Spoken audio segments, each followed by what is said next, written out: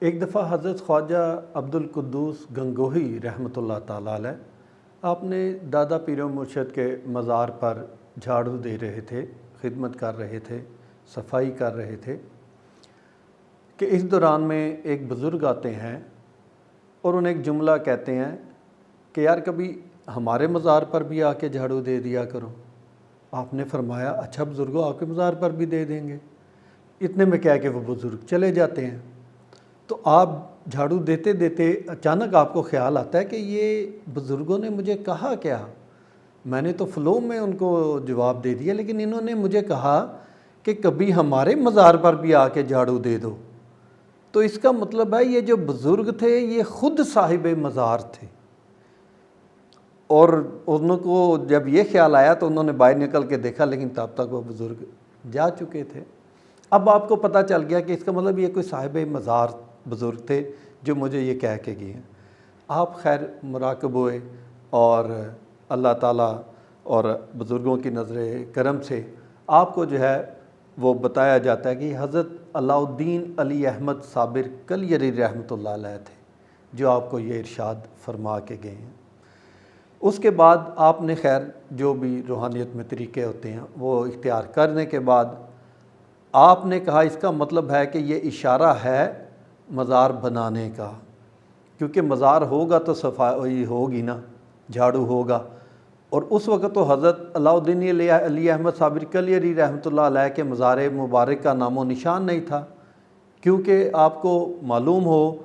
کہ جب حضرت شمس الدین ترک پانی پتی رحمۃ اللہ علیہ نے آپ کی تدفین کے تمام مراحل کرنے کے بعد آپ کو حکم ہو گیا تھا کہ آپ نے وہاں سے چلے جانا ہے،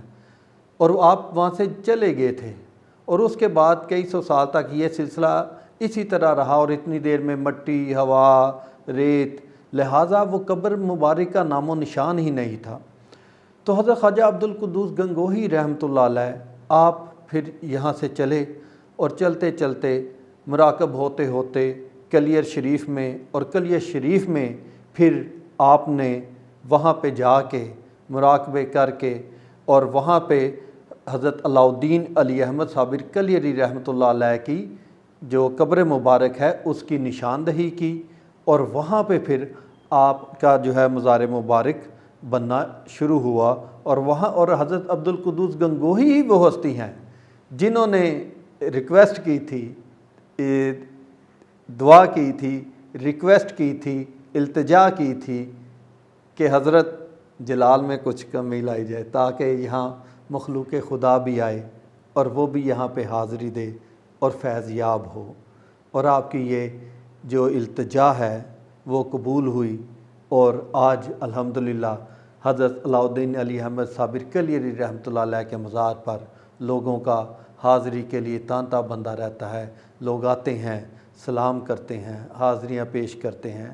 نمازیں، دعائیں، التجائیں کرتے ہیں، اور اللہ تعالیٰ ان پہ اپنا فضل و کرم فرماتا ہے۔ تو یہ ایک جو آپ نے پوچھا تھا اس کا جواب یہی ہے کہ وہ حضرت عبدالقدوس گنگوہی رحمۃ اللہ علیہ کی ہستی تھی، اور ہماری خوش قسمتی یہ ہے سلسلہ رحمانی و جعفری رحمانی کی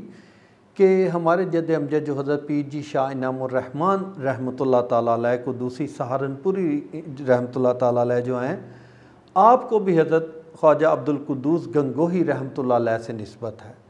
آپ والدہ کی طرف سے آپ کی نسبت جو ہے وہ حضرت خواجہ عبدالقدوس گنگوہی رحمۃ اللہ علیہ سے ملتی ہے۔ تو اللہ تعالیٰ ہم سب کو اولیاء کرام کا فیضان نصیب فرمائے، ہمیں ان کی تقلید کرنے کی توفیق عطا فرمائے، اور جو اللہ تعالیٰ نے ایسی اعلیٰ برگزیدہ ہستیاں ہماری رہنمائی کے لیے بھیجی، اللہ تعالیٰ